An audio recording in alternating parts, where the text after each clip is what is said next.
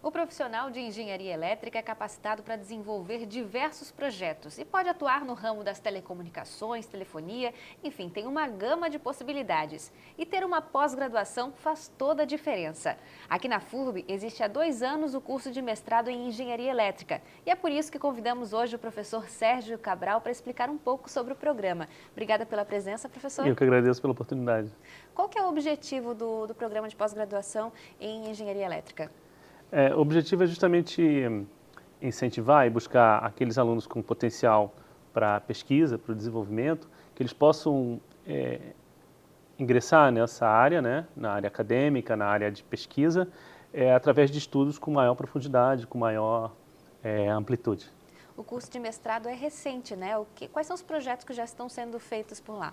Sim, o curso é recente, ele foi autorizado a operar em abril de 2017 e os projetos basicamente são projetos que acompanham o departamento, são projetos ligados a sistema de potência, né? Projetos relacionados a desenvolvimento de tecnologias voltadas para máquinas elétricas com melhor performance, em termos de isolamento, por exemplo, e também equipamentos de acionamento de motores com dispositivos eletrônicos, a gente chama de eletrônica de potência, que é um viés muito interessante, por exemplo, não exatamente focado nisso, mas, por exemplo, a gente pode pensar no carro elétrico, que hoje é um assunto muito interessante. Uhum. Quais são as linhas de pesquisa do mestrado?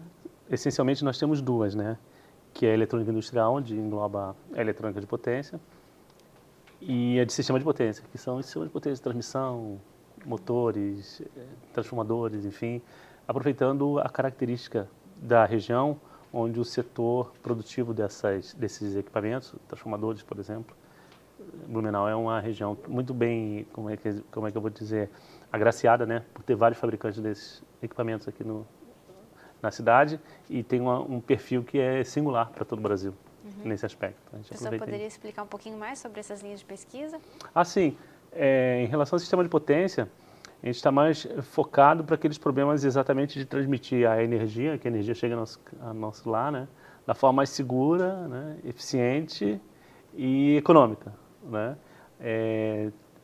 Seguindo as novas tendências, né, que são bem úteis, de não poluir, né, de não agredir o meio ambiente, né, e otimizar e menor impacto na sociedade como um todo, né.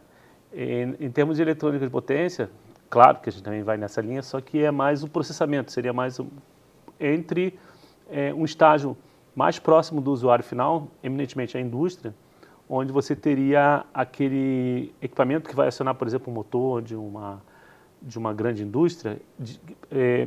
A gente planeja, a gente projeta, a gente trabalha com elementos que vão fazer o acionamento dele se tornar mais eficiente, mais seguro e menos poluente e assim por diante. Bem interessante. Sim. E para quem quer participar desse curso de mestrado, né, tem que ter um projeto em mente? Como é que funciona? É sempre bom, mesmo já no período final da graduação, o aluno ele já começar a pensar, porque, a grosso modo, existe assim, pelo menos na nossa área, uma ideia assim básica, grosseira, que a gente diria, que 5% dos estudantes teriam uma vontade ou um viés para a pesquisa, né? Não exatamente só para dar aula, sabe? Você pode trabalhar num centro de pesquisa de uma empresa, hoje isso está se tornando cada vez mais comum, ou pelo menos precisa um pouquinho mais de incentivo, mas enfim, é uma tendência que parece que a gente vai adentrar por esse caminho. Então, o aluno ele já pode ter as suas preferências. Então, quando a gente separa assim nessas duas linhas de pesquisa, ele já permite claramente escolher, olha, essa com certeza, aquela talvez ou aquela não, entende? Então, ele seria bom ele já, por exemplo, conhecer, no caso, nossos alunos de graduação, eles já conhecem, inclusive temos alunos, o projeto do curso de graduação permite que alunos façam algumas de nossas disciplinas do mestrado e validem como disciplinas optativas, né? Então, isso melhora muito a visão dele, a conscientização, mas enfim, como você perguntou, é ideal que ele tenha assim alguma coisa em mente, ou pelo menos assim planos, né?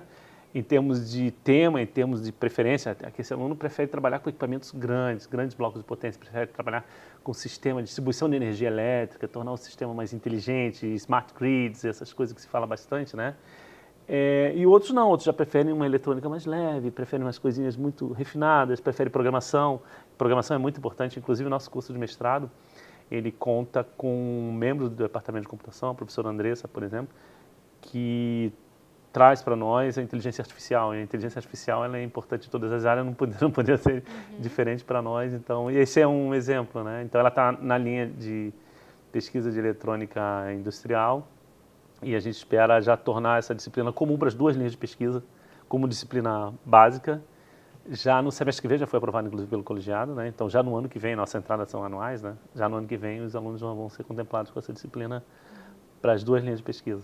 Já que o professor citou, né, sobre a professora, falar um pouquinho sobre o corpo docente lá. Sim, o corpo docente é um corpo docente bem qualificado, são 8 doutores, né?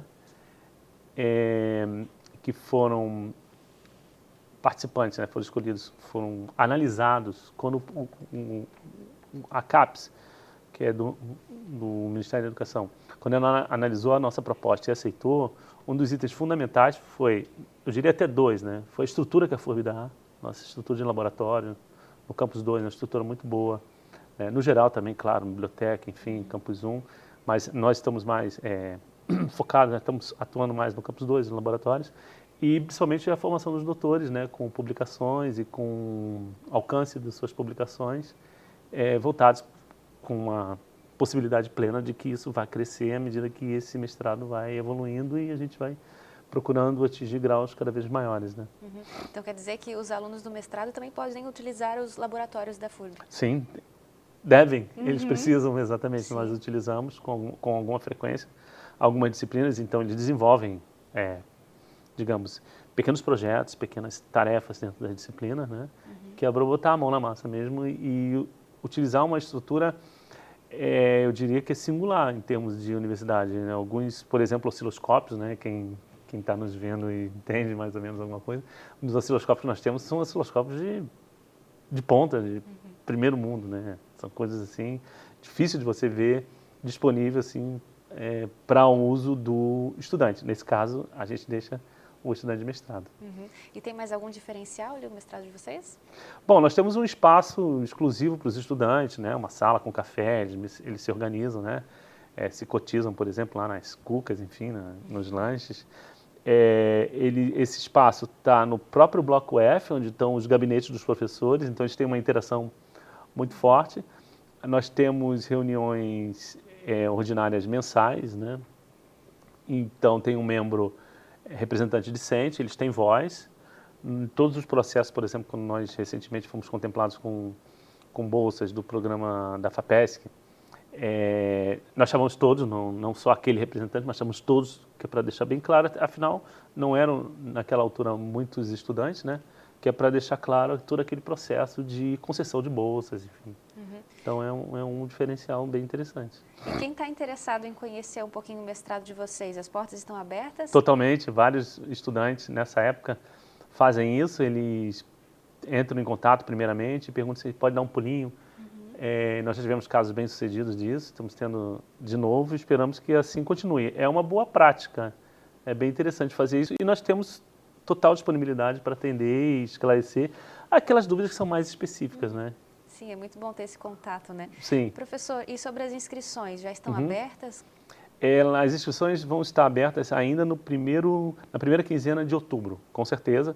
Nós estamos só finalizando alguns detalhes, mas já na primeira quinzena de outubro, até o fim dessa primeira quinzena, as inscrições vão estar abertas, só que elas vão até ao final de janeiro, que nós vamos ter que nominar os candidatos para bolsas, que nós submetemos para o projeto da FAPESC, então a gente vai ter que fazer isso até o dia 10 de fevereiro. Então, desde o final de janeiro até o dia 10, a gente vai ter que ter todo um processo de seleção, entrevistas e tudo mais, e designar aqueles bolsistas que vão receber a bolsa da FAPESC. E, claro, nesse caso, além disso, tem a gratuidade da FURB, né? Perfeito. Professor, muito obrigada pela entrevista. Disponha. Eu que agradeço. Ótimo. Então, hoje nós conversamos com o professor Sérgio Cabral sobre o programa de pós-graduação em Engenharia Elétrica. Mas em breve nós vamos mostrar mais detalhes de outros programas da FURB. E não esqueça, mais informações sobre todos os cursos da universidade, acesse furb.br. Até a próxima!